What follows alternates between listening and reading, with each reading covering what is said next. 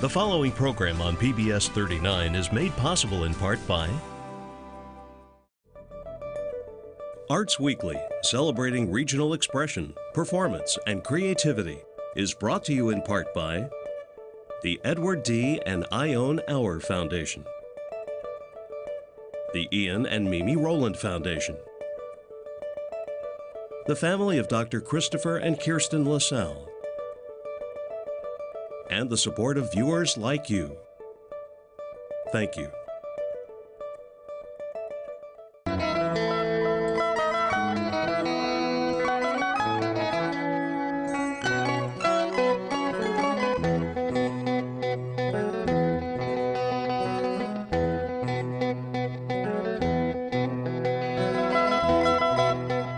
This is Arts Weekly. Arts Weekly is produced in cooperation with the College of Visual and Performing Arts at IPFW, offering degrees in fine arts, music, theater, and visual communication and design. Welcome to Arts Weekly. I'm John O'Connell, Dean of the IPFW College of Visual and Performing Arts. Today we are featuring several of IPFW's instrumental ensembles. In the second half of the show, I'll be joined by Viviane Belenche and Laura Leidy to learn all about the upcoming IPFW Guitar and Flute Ensemble concerts. But first, Dan Tembras is here to tell us all about the upcoming IPFW Wind Ensemble concert November 21st. Welcome back to Arts Weekly, Dan. Thank you for joining us. Thanks for having me. I appreciate it. Well, the first time you were on Arts Weekly, I wasn't the host. No, you were not. So I get to put you through that first ringer of who's Dan Tembras and why are you here? Okay, that's great. You are in your first year. First year is full tenure track. Yep, tenure track. Assistant professor of music here at IPFW, director of instrumental studies. Which means you are in charge of all things instrumental. Kind of. I oversee the winds, brass, and percussion mainly. The students to be sure they're on track with their degrees and kind of coordinate many events for the students. And how many students does that mean? I'd say about 90 or so, close to 100. Okay, and you came from?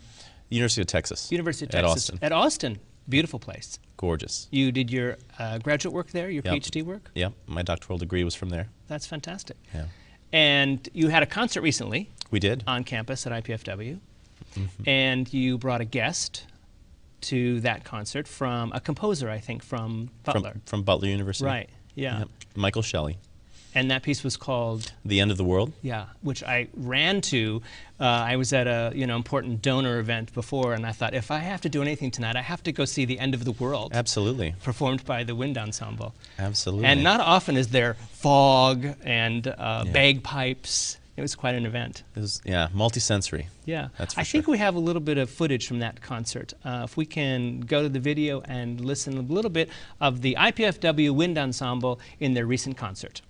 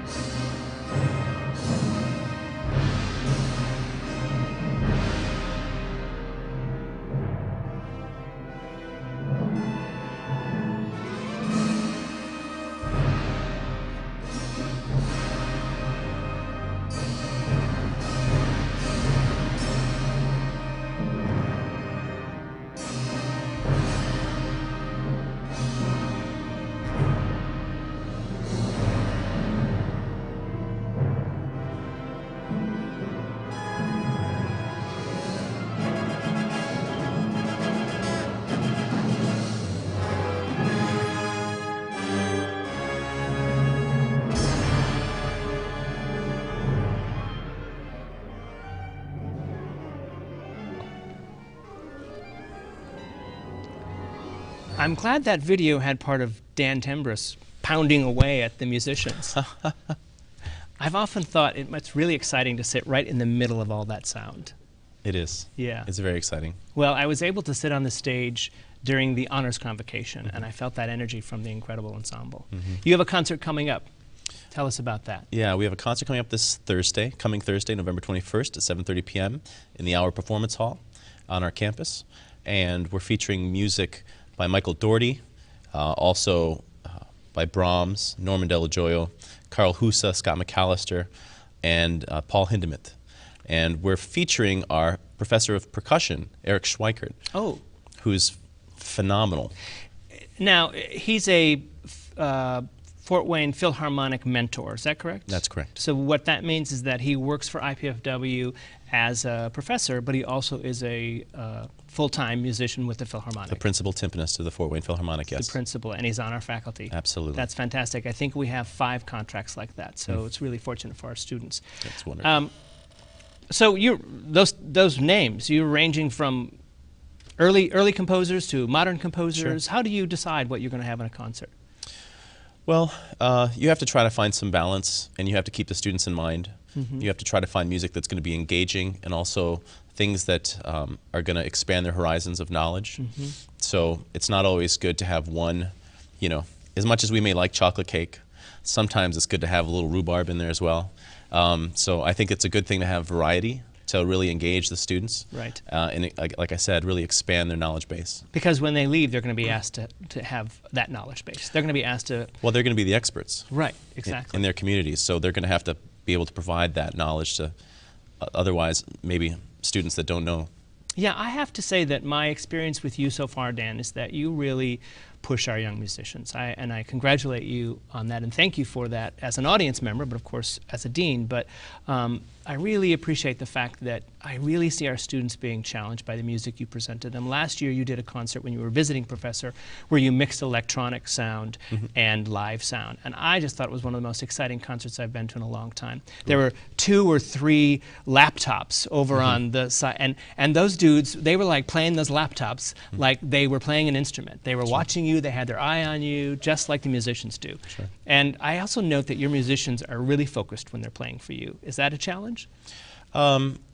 It's not so much if you put a challenge in front of students, and you put quality literature in front of students, they'll rise to the occasion, and that makes it easy. And when you've got students like we do at IPFW, which not only are great musicians and great students, but really great people, you've got these students that really have a lot of buy-in to the program, and they take a lot of ownership and pride in what they do. And I think leading any large group, that's one of the big goals, is to get that group to have ownership for their own performance, and they're very proud students, so rightfully so. You've also been engaging the faculty. You recently had a faculty concert off campus. You want to talk about that a little bit?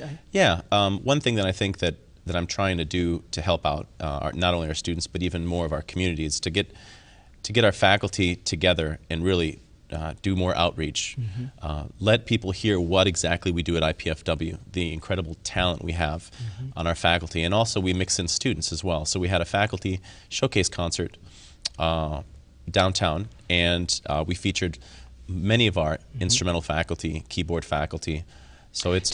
Did you decide on the offerings of the evening? Did you pick the concert material? Only a couple of the pieces. There were a couple of pieces that were full ensemble pieces that had all the faculty performing together, which doesn't happen. Right. At many universities, period. Yeah, but you also mixed some. You had some, you had a harp and a saxophone. I mean, I wasn't able to be there because you keep planning everything on Thursday nights when I'm on live television. I'm sorry about that. So we got to work on that. Actually, it was Professor Leidy who played the guitar, who you're going to hear and talk to in just a little bit with Professor Vernon on the soprano saxophone. On the saxophone. But no, they selected their own literature that they've prepared, and we just offered a nice little variety of taste of everything. Right. And you're going to do it again? Is it something you hope to continue? We're hoping, yeah, very much so. We're hoping this spring to do it. And what's really kind of an extra side is that a lot of this music calls for extra players.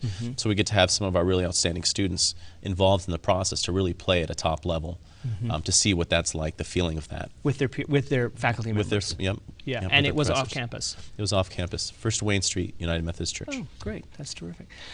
Well, you talk about having great students. How do we get these great students? What kind of effort do you put into that recruitment? Well, and is that part of your responsibilities? I've made it part of my responsibilities. Okay. Things we do are outreach concerts like this. We have a faculty kind of run-out program that we've started last year, where our faculty will actually go to public schools and take apart a program for a day work with students individually and in sections, and then put it back together at the end of the day for directors. And that's, so you go to the high school and they dedicate their band members to you for a day, or their symphony members to you for the day. Absolutely. Wow. Absolutely. So you get this incredible talent that we're so fortunate to have at IPFW out into these schools, and they travel not just in Fort Wayne but also outside of Fort Wayne and work with these students and really give them an idea of, what a professional atmosphere is and what is possible. And how far have you traveled on that run-out program? We've gone as far as South Bend, but we'll be going down to spring to Indianapolis. And when you do that, do you have high schools that have reputations that you try to seek out a full day at? I mean, does that exist in sort of the band world? I mean, yeah. I mean, I think you're trying to get. For me, it's trying to get as many students in front of our faculty as possible. Mm-hmm. So initially, what we're starting is for Fort Wayne, it's different because we're running out to schools everywhere. Mm-hmm. A lot of schools here in Fort Wayne. But as we go further out, we're trying to. This is a completely free service to the schools. Right. So we're trying to make it. The most influential, the most engaging, also for our faculty, because like I said, these are world-class faculty we have, and they've got, they have very busy schedules. Right, so we want to be right. sure that we're trying to give them the most complete They experience have their as own possible. artistic agendas. Absolutely. Yeah, absolutely. And you also have something called the Honor Band. What exactly is that? The Three Rivers Honor Band, honor bands are a series of 2 bands, middle school and high school, and they're open to grades 6 through 12 instrumentalists. Mm-hmm. And it happens in the very beginning of the spring semester. This year it's going to be February 6th through the 8th. And we bring in, we have an audition process where students from all around the 3-state area send in materials, recordings, and our faculty sifts through them. We create rosters, we create bands from those applications, and we bring in guest conductors from other states. Wow. In particular, this year we've got the director of bands, director of Wind Ensembles at the University of Wisconsin-Madison, and also the director of the Okemos Middle School Bands, who's MSBOA, which is Michigan State Band and Orchestra Association Teacher of the Year, coming in to work with the middle school band here. So exciting. It's great to have those people on our campus. It's fantastic. All right, before we finish, can you give us the final information on the concert for next week? The concert next week is on the 21st, Thursday, and it is free for students, all students, high school, middle school, university students. And that's on the campus of IPFW in the Reinhardt Music Center. Yep. Ticket information is at 260-481-6555, 260-481-6555, or www.ipfw.edu/music. Thank you, Dan Tembras, for joining us. I appreciate it, and I look forward to the concert. Thanks for having me. Appreciate all you do for IPFW. Thank you. We'll return in a minute with Viviane Bellanchet and Laura Leidy, so please take time to view our performance calendar of what's coming up in our area. You can also follow us on Facebook, Twitter, and YouTube. We'll be right back to learn the details about upcoming flute and guitar ensembles at IPFW.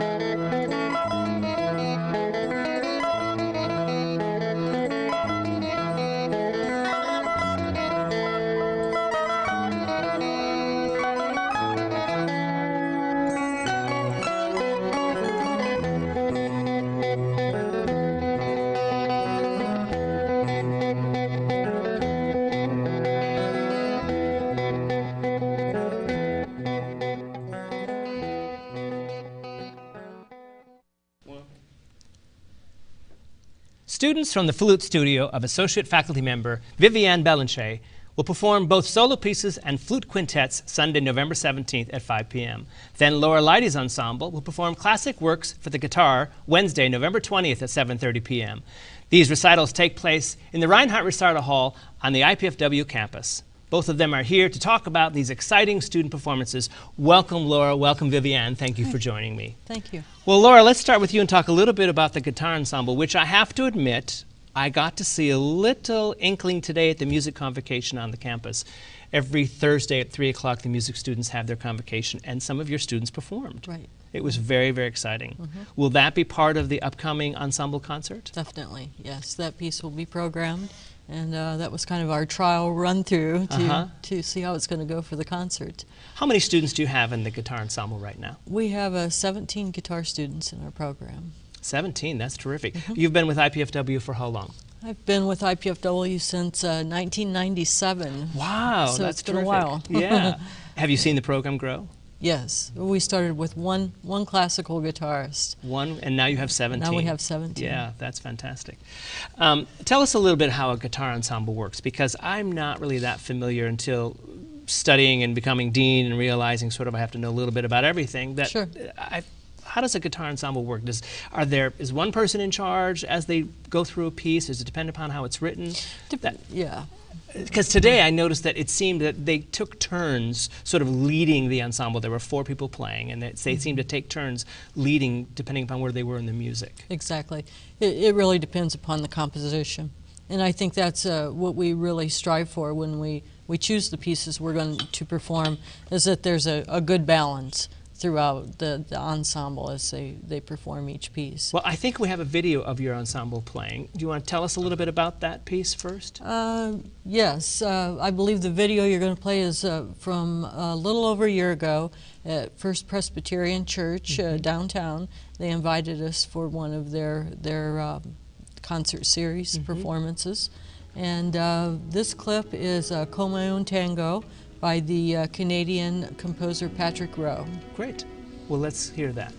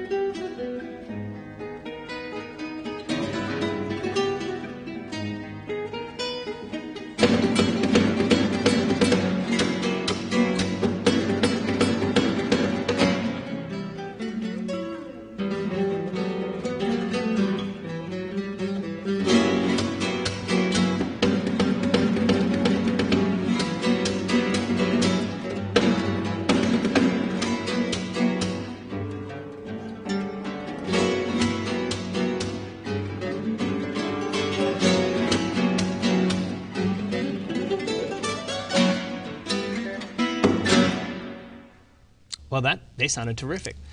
I note that they don't just play the guitar, they pound on it sometimes. Oh yes, we do whatever we can. So it becomes a percussion instrument as well. Percussion instrument. We do harmonics.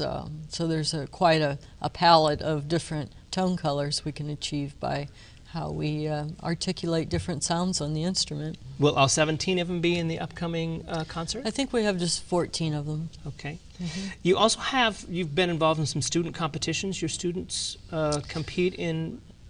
Well, actually, it's not a competition, but we participate regularly in Mid-American Guitar Ensemble Festival, and that hosts university guitar ensembles. So we go and we perform.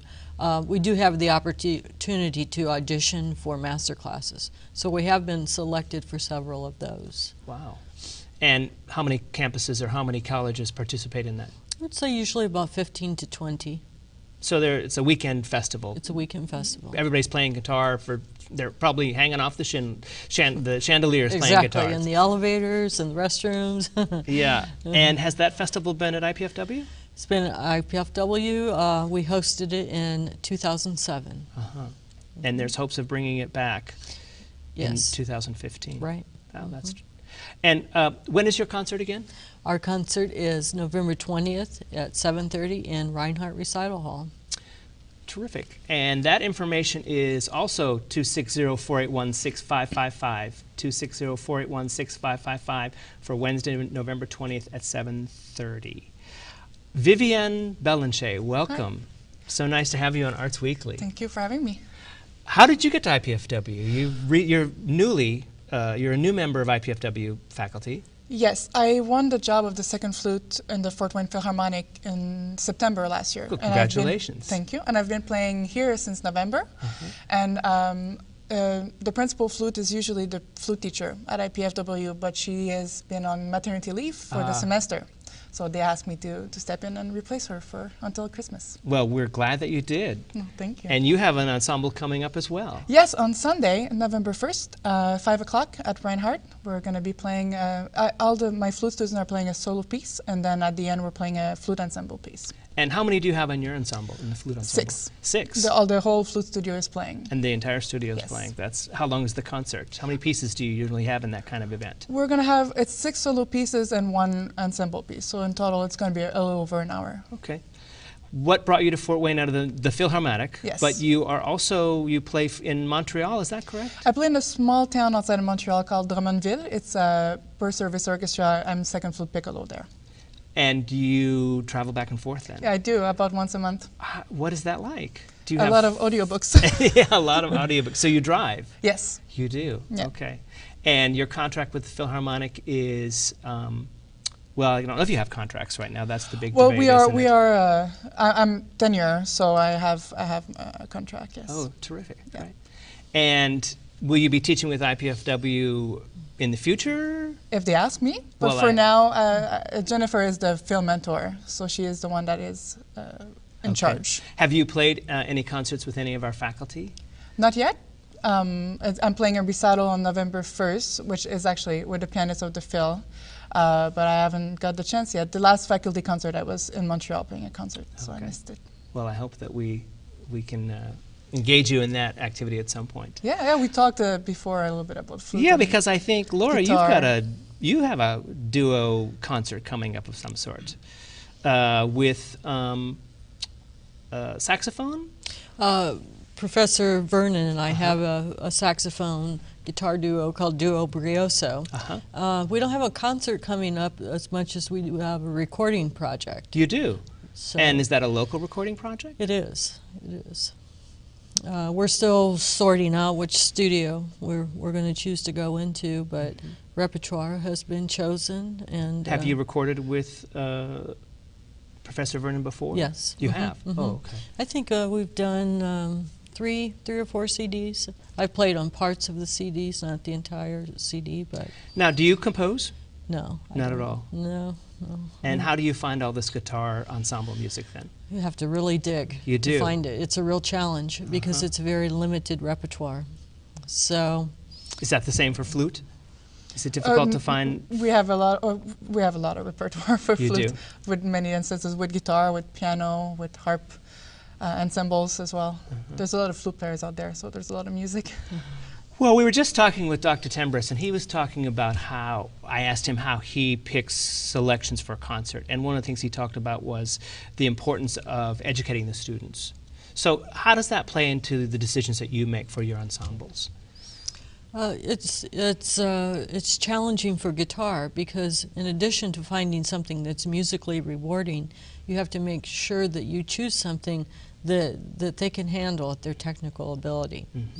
So if we have a freshman group, it may be a bit of digging to find an appropriate piece that's musically rewarding yet technically something within their means. I would imagine a fair amount of your students come to your guitar ensemble having played rock music or acoustic music, but not classical music. Yes, almost all of them. So then their first couple years are spent really learning the techniques of classical guitar.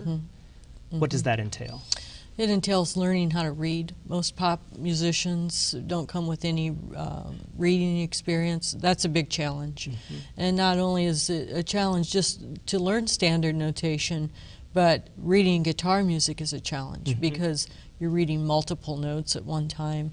And with the guitar, you may be able to play those same notes 3 or 4 different places. So there's always this editorial process that one has to go through just to figure out where you're going to place those notes. I noticed in today's convocation when I was watching the guitar ensemble, their sheets of music were very large. I mean, they stood above the music stand like about that far.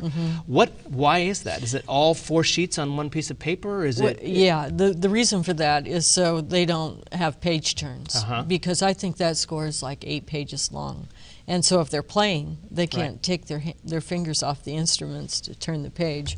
So that's how we maneuver around that obstacle. And Kurt, Kurt, who always has to be a little bit left of center, started his out upside down. And so before the concert started, he had to turn his music upside down. I might have been the only person that caught that, but I thought it was really funny. And I thought, oh, there's the teacher going, Kurt. It was before we started, so Yes. it's not a problem. It wasn't a problem. He wasn't playing upside Right. down.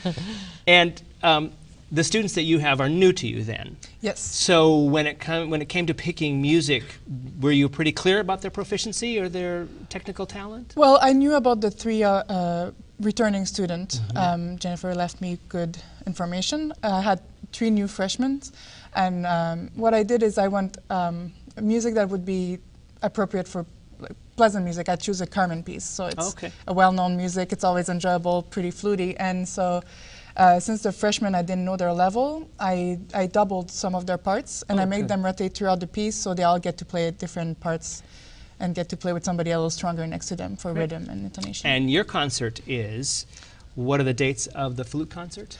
November 17th, 5 p.m. At Reinhardt. Sunday, November 17th at 5 p.m. Ticket information, 260-481-6555, 260-481-6555. Well, thank you both for joining me on Arts Weekly. It's been a pleasure visiting with you in the short time that we have, and good luck with your concerts. I'm John O'Connell, Dean of the IPFW College of Visual and Performing Arts. Please tune in next time on Arts Weekly when we'll chat with Rich Najunk and Kira Bromberg to hear all about the new Huntington Supper Club's holiday show. Then Kelly Updike from the Embassy Theater and Bill Brown from the Downtown Improvement District stopped by to run down their seasonal offerings. For up-to-the-minute arts updates, you can find us on Facebook, Twitter, and YouTube. And be sure to join us here live Thursday evenings at 7:30 on PBS 39. Thank you for watching Arts Weekly.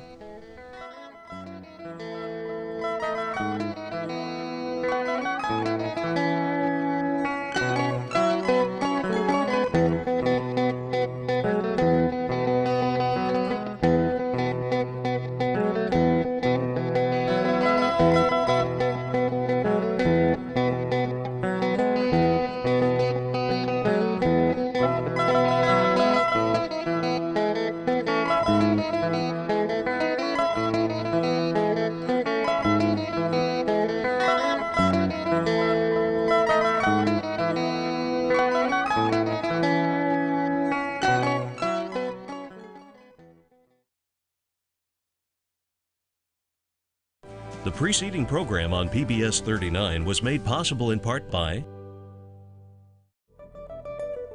Arts Weekly, celebrating regional expression, performance, and creativity, is brought to you in part by the Edward D. and Ione Auer Foundation,